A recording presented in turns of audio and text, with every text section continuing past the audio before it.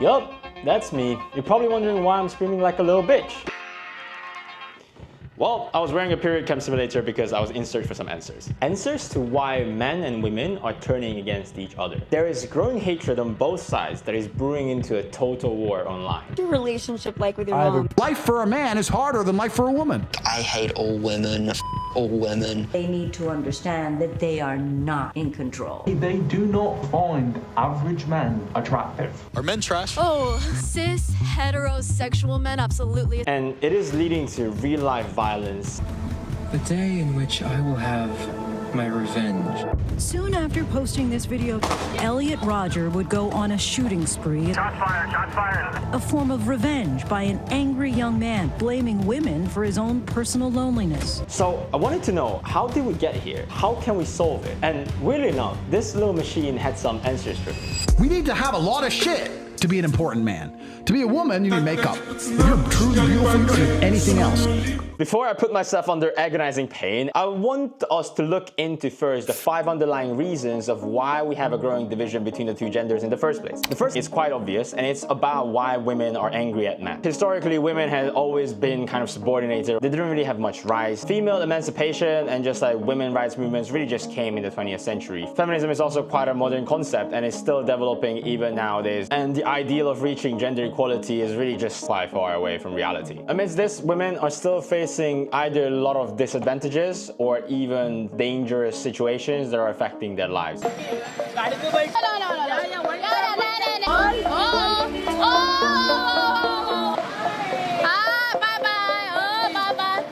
Young women are usually the most frequent targets of different kind of violent crimes or also sexual violence. I don't think I need to detail this much more because partially we heard all of these different kind of points about why women are very exposed in society and different kind of disadvantages that they are facing. And also because I don't think I'm the right person to speak on these experiences. What I can speak about, and probably what actually perplexes me even more, is that why is there a growing hatred on the men's side towards women? The remaining 4 underlying reasons behind why there's a growing gender division will be able to answer us. First things first, our societies changed. Our education systems, our economies, even our conceptions of gender roles. And amidst all of this change, men are all really falling behind. Boys are falling behind in literacy, higher education enrollment, even completion rates. Let me pull up some data as well to back this up. The OECD reports that boys are overrepresented among students who repeat grades. On average, boys make up about 57% of repeaters. Also, looking at higher education attainment, younger women consistently outpace younger men attaining tertiary education across all OECD countries. More and more women are more successful, and this doesn't mean that the gender gap divide in the workforce has been solved, but there's a growing pool of women who are having much more successful careers than men. And now with this growing pool of talent that is competing with men on the same jobs, have now moderated wages due to the fact that there's a growing supply. And in an age when gender roles are changing but it's still in a transitional phase, men still kind of expect themselves to be the providers. But now these new economic realities, stripping away the breadwinner title from guys and the expectation or the entitlement that a man should be earning more than a woman so they can be a provider, kind of messes with guys' heads. Basically, a lot of men's self-worth and self-esteem is getting destroyed, and these education and economic problems feed into a much more deeper issue that leads into more of an existential crisis revolving around the idea of masculinity. Young guys are usually being told to just be a man, but the idea of what is a man is getting more and more blurred nowadays, with worldviews shifting more towards the liberal left, and like growing movements like the feminist movement have really changed how we really think about gender roles. This advocated a new direction for men as well, to kind of put aside their outdated models and ideas of how genders are split or how genders should behave. Instead, try to embrace a bit more of vulnerability, don't be so emotionally repressed. These are all, I think, quite reasonable directions of where masculinity should have been taken, because there's quite a lot of academically rigorous research being done on the fact that if you're strictly adhering to these traditional masculine gender roles, it will heavily impact your own personal and intimate relationships. However, the only problem was that there was not really an exact practical blueprint of how men should reach that levels of what is desired now in society. Many people are like confused on how they can replace these old ideas, and this led to a vacuum. As the traditional markers of masculinity are being getting rid of, now they were just left with no healthy role models, to who's the ideal man to be, what type of frameworks are out there to understand what modern masculinity is. At the same time of being lost and not really understanding what's a good masculine ideal that someone can live up to, men are also being taught to repress their emotions, which is coming from the old gender model. If you cry, if you show emotions, if you're just a bit more vulnerable, you can be easily deemed as a little pussy. And obviously the degree of toxicity kind of changes between different kind of men groups, but there is definitely a level of conditioning that comes with this idea that men should just toughen up and just be a man. So that's why when men run into like rejections, failure, loneliness, they just don't really know how to process this or how to be open about it. And when a lot of guys are stuck in between this experience of not knowing what's a good, healthy masculine ideal, paired with the fact of like the old traditional ways of thinking about repressing emotions and being isolated, being powerless, leads to them really taking personally all the cultural conversations around men, patriarchy, privilege as something of a personal attack, as something of very unjustly made portrait of them being the villain. And this is not really about the reality or the truth about if these different kind of conversations around the patriarchy is actually true or not, or it's not even about the fact if men have any rights to feel offended, but this is much more about the perception of how men nowadays are thinking about themselves in society and how they think others are thinking about them. When all you hear about men and being a man is just being negative messaging, and even if you live the life with no sins or doing nothing wrong, but feeling that you're still at the short end of the stick, you will become quite defensive. This is what grows resentment in men. They feel that the system is rigged against them. So now after we understood this emotional vacuum that a lot of men are living in, we have to see what directions they are turning towards to find solutions. And sadly, these guys are not searching for solutions by using a period cramp simulator like me. They will be searching for answers at the same place where everyone else would, which is the internet. They obviously will be going to the places where people are sharing their opinions: YouTube, Twitter, Reddit, Instagram, TikTok, all these spaces where people are constantly bashing out information. But the problem with social media platforms that we all know is that it doesn't only function as a search tool. It will also guide what you will see next. They'll try to grab as much attention from you and as long as it's possible because that's what makes money for them. So let's say if you're a young guy, you start searching up how to be more confident, how to talk to girls, how can I be more fit, how can I get jacked. You'll probably first see the typical videos, like a guy raising up women on the streets, or you get the guy with the six-pack telling you about like the best, shoulder workout you can ever do in your life. But if you start watching a lot of these type of content, the platform will kind of detect that, you like these type of videos. Maybe I'll show you even more extreme ones. You'll get a little sprinkle of like self-help, a little bit of like alpha male mentality. Your life is so much harder than somebody else's. It's not. You're lazy. And suddenly after a few hours you might be ending up on different kind of channel pages where they talk about why women are the cause of all pains of men. The root cause of all of the world's problems, that there's not enough men who walk around their houses with swords, who do whatever they want. Because we live in a time where the powers that be manipulate females through their emotionality to control weak men and control society. All of these influencers who are in this space usually pose themselves as if they're creating just another video about self-help. But if you dig yourself more into them, you'll slowly realize that it is a space created to emit some kind of a new type of ideology around how men should behave. And this is the digital space that a lot of academics started calling as the Manosphere, or in my opinion, you can just call it the red pill content. When the mantra is that, there's a choice between being part of the matrix and being an NPC, or breaking out of it and becoming the best version of yourself. These are all talking about how to be a high value man, how you can make the most money at the youngest age, how can you pull the most baddest women they've ever seen in your life. And all these mantras are in itself not necessarily harmful, but the problem is that these narratives also come with a huge amount of misogynistic messaging saying that all the problems that men are facing which are hindering them of reaching these type of successes are coming from women. And when a lot of guys get directed into these more and more extremist segments of the internet, they start to like these type of videos not because they're angry at first. They're mostly and usually quite insecure, lost, hurt, and they wanted to find some kind of direction. And I think all guys have been there, or at least I definitely have been. For all my life, I've been super insecure about how I look, how I present myself in front of girls, how to actually try to build some kind of an emotional connection with someone. And these type of things you don't really get taught by anyone else. Like, you're not gonna talk to your dad about these type of things because you feel cringe, and you might not talk to your friends because you feel like you're really behind. And that's where you get into like just a cycle of insecurity, of self-deprecation. And my way of learning was to seek out help, watching all these videos about hairstyling, how to look better, how to dress, how to act like a man, how to talk to women. And while I think I still had a quite decently tamed set of creators back then when I was growing up and watching them, nowadays it seems like the content for young men are becoming even more extreme. And with enough searching, these young guys will stumble upon these type of content because they will be in the same shoes where I was, feeling that there's no hope. So you start digging and finding more and more of the same videos from Andrew Tate, from Sneeko, from Chris Williamson, Jordan Peterson, and you start watching more and more of these type of influencers who you think are offering not some kind of a healing journey or like, I guess, the pussy feminine shit of like being in touch with your emotions. Instead, they tell you hard truth that you need to face as a man, that the system is broken against men because of feminism, or because women, or because certain men are desired more than others. And there is a clear blueprint of getting there,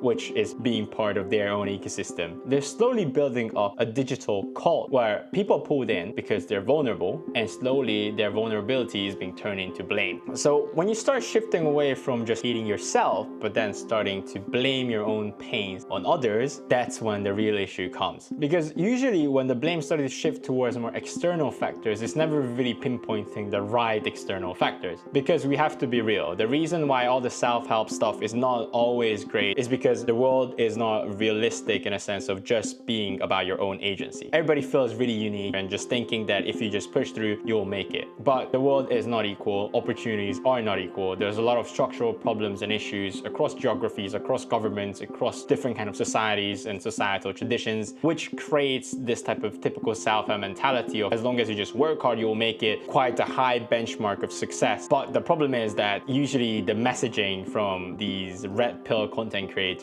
are not this complex. They usually direct it to a very simple message that anyone would understand, and it's usually targeted against women. Somehow a narrative is being created about women being the root of all evil. Men are out here giving up their fucking life for you chicks, and feminism prevents you respecting it. Some of these red pill narratives will also try to pose itself more like a science. They will try to selectively again blend certain elements of like evolutionary psychology. Because what used to happen evolutionarily is when large groups of men got together, you charged at the enemy with very outdated gender stereotypes, which then will come up with a very misogynistic way of understanding the world. So I like women.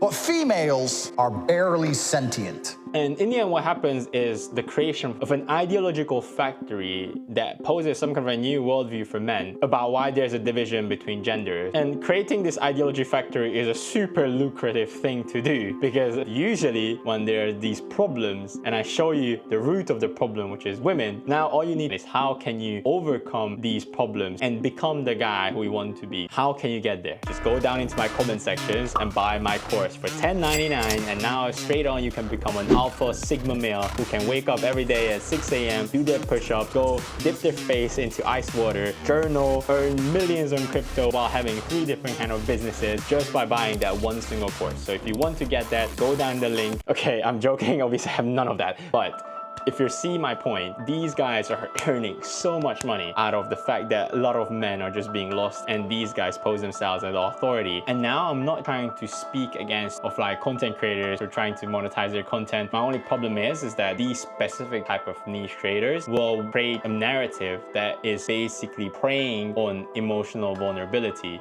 And these guys want to create an emotional dependency through which they can sell content. They're not really actually of value. They're not going to bring more to men's lives. And with social media algorithms, we know they create an echo chamber. They create a sphere of content, which currently is the red pill stuff, and you will be stuck in it. You will keep seeing the same type of things up until the point when that just becomes your truth, your reality. And these type of content don't really make men more secure and more confident in themselves. In fact, they create more insecurity. And sadly, these type of online content have real life implications. These red pill worldviews are bleeding into politics nowadays as well. Masculinity will basically become a form of rebellion against the system, against the status quo, against mainstream liberal worldviews. As I've already mentioned, young men will not only feel disconnected from society, they feel like they're the targets. Woke culture, feminism, the ideas around gender equality, they become very personal attacks against one's masculinity, pushed by a system that is very feminized and much more geared towards now in the favor of women. And this is how online grievances will turn into political motives of trying to rebalance society where times were much better for men. There are certain academic researches that show that young men are becoming more patriarchal. They're more likely to embrace traditional gender roles, reject feminist gains, and romanticize the past, where men had like clear roles and clear values. There's also another clear trend that younger men are more and more closely aligned to right-wing politics, especially the radical right, and more than in past generations. And honestly, this turn toward the right is quite simple. Even if you just look at the most extremist versions of like red pill content, it really mirrors the radical right. It offers usually a simplified villain. It could be feminism, woke culture, women, the leftist liberal elites, and it valorizes toughness, being dominant, being in control. All those traits are usually associated with traditional masculinity. And it speaks to men who feel that they have been left behind. It's tough being a young man this day and age because there's no jobs going, do you know what I mean? Nowadays, right-wing politics usually always targets those type of groups who feel that they are getting oppressed because certain groups that were oppressed before are getting ahead of them, or getting empowered. And men are pretty much part of this group as well. And now looking at the politics of current democracies in the West, especially the US, we can see that there are rising champions of right-wing thought, embracing and symbolizing what traditional masculinity is. Best example, Donald Trump. For many people who voted for Trump, in their eyes, they saw a real man. Why did you vote for Trump? Well, I voted for Trump because I didn't really like the whole Biden administration because it presented weakness. Who's able to stand up against all the PC bullshit. He really just feeds into the world of red pill. He's this successful billionaire business guy who is not scared of anyone, being always on the offensive, whether it's Putin, Zelensky, the entirety of the EU. The European Union is an atrocity. Canada, doesn't matter. What I'd like to see, Canada become our 51st state. He will speak up against anyone who he deems as enemies, and he destroys them. And I mean, really just think about when Trump got shot and he like went out and put up his arm, you know, to fight. I'm not a Trump supporter, but you can't deny that's such an iconic fucking photo. And I think this is why a lot of young men are like so appealed by Trump. Successful digital misogyny turned into a political will. And as right-wing politics is getting stronger and stronger, there will be more and more space for red pill content to spread. And as this community is getting stronger and stronger on the right, there will be a response on the left. And this is how we got to our current state where women are much more supportive towards liberal leftist worldviews, while for men they're rallying around more of the traditional views. There's less and less shared gender realities at this point. And now the question is, how can we heal this? Or are we just going full-blown into a whole gender war? As I have implied already, I feel the solution lies in of a common understanding. And this is where I started to think that while I can't really tell all men in this world how to start thinking about women, I personally can at least do something to try to find a gateway towards better understanding how women feel or how women experience life. And I guess what could be a better way to understand women and how they feel if not going through the same physical pain that they have when they have a period. So my girlfriend got me a period cramp simulator so I can bridge an emotional gap with them, or at least I hope to do so. But before we get to watching me scream like a little bitch on camera, please click that subscribe button. Any kind of help would be really appreciated. I want to really build the best channel possible that breaks down and shows the bigger picture behind different kind of social and cultural issues. So if you're interested in these type of topics, then this is the best place to be. Go click that subscribe button and now get back to the video. But definitely work. Oh, what the fuck? Yeah, that's quite bad. No! Fuck, I'm actually so nervous, bro. Fuck. Let's get to this. This is for solving our gender problems. This is for all the women and young boys out there watching this. Let's wire myself up. You know what? I didn't even test the higher levels, so I don't know how. Oh god. I'm gonna pass my life to my girlfriend's hands. This is for science and humanity. These little things all tied onto my stomach. This little machine is gonna give me like seismic pulses of pain. This is not 100% accurate, but it's the closest thing that it could be to a period. I'm still pretty sure I'm gonna be like crawling up and crying, but we'll see how it goes. Oh my god, I'm actually shaking, bro. 2, 1. Oh god, okay. No, it's fine. That's the second level. You know what, this is fine actually. This is just a massage. Oh god. Oh god. Oh shit. Oh god, shit. Oh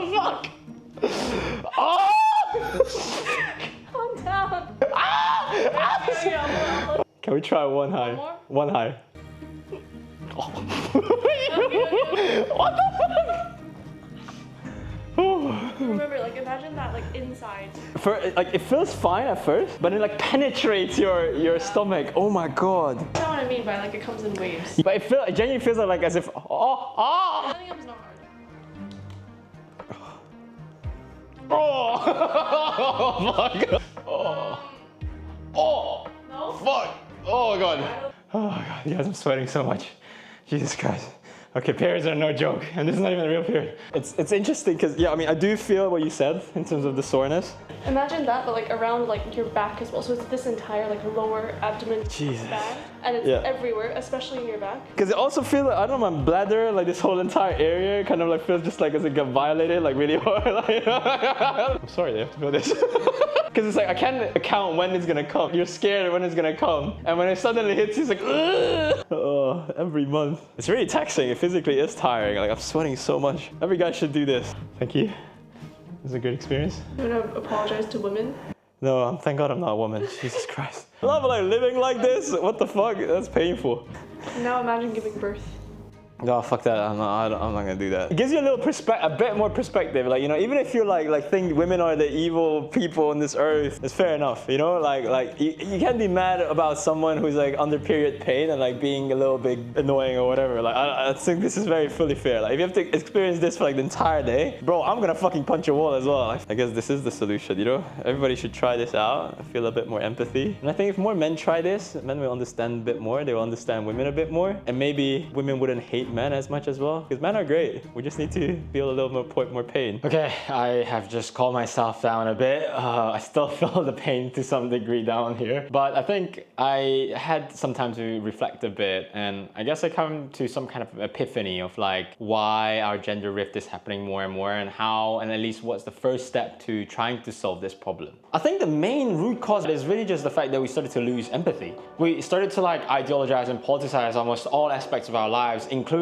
our identities. It doesn't matter in terms of like your racial, sexual, gender, or like religious identities. Nowadays, we start to like group each other into these separate type of like little bubbles of who belongs in these groups and who doesn't, and then you form some kind of like a political identity around them. And when you form these ideological spheres around yourself, that's when you start dehumanizing the other. And here I'm not trying to say that you shouldn't stand up on a political front for your own rights to represent and try to like lift your community up, but somewhere along the lines with more and deeper extremified like identity politics, we started reaching the point when the uplift of a certain group always had to come with some kind of a blaming or like targeting of another, which never really solved the problem of like peaceful coexistence. This inability to coexist and see eye to eye is the reason why men and women are hating each other more and more in society. And of course, finally we reached a time when women are able to undo all those past disadvantages that they had to face throughout history. But all these changes are coming so rapidly, especially with the fact that liberal views became so mainstream that it destroys all past structures and hierarchies and systems, which creates this like vacuum of problems and confusion where men can't really find their own position. And obviously for many women, this doesn't really matter, because like, why do we want to consider men's thinking and men's opinions? This is finally their time to take over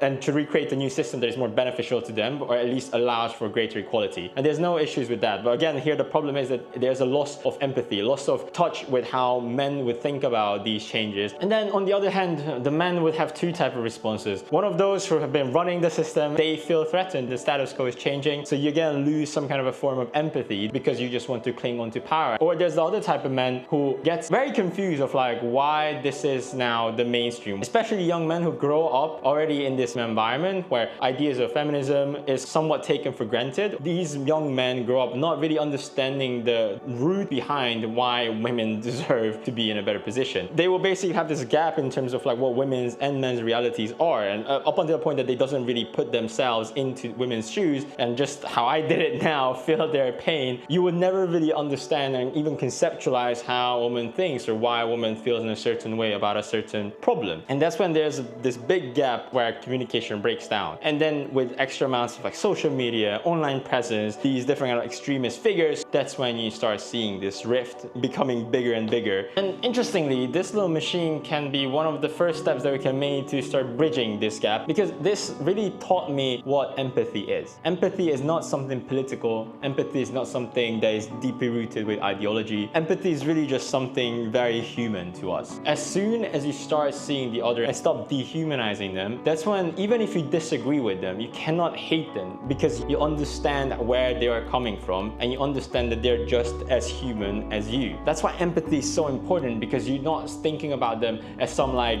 demonic figure that you need to defeat. They're really just another human being with their own lived experiences, with their own physical pains, and you need to understand that in order to find some kind of a common ground. Because the destroyal of the other never leads to a clear solution. It really just leads to more pain, more suffering, and more violence. So overall, I think solving this problem is quite direct. We need more communication, compassion, and empathy. Reaching that will be the hardest, but that's why we need to use random machines like this and go through a painful experience to understand the other, and how can we put ourselves into the positions of those people that we usually deem of as someone as our enemies. That's it for today. If you guys have some thoughts, please put it down in the comments. I really want to know how you think about these issues. I want to know if you guys ever tried this thing before and how did you handle it. I think I took it like a champ. But yeah, if you came this far, thank you very much for watching. I hope you guys like the content. I'll keep making them every single month. So up until the next video, see you guys. Peace.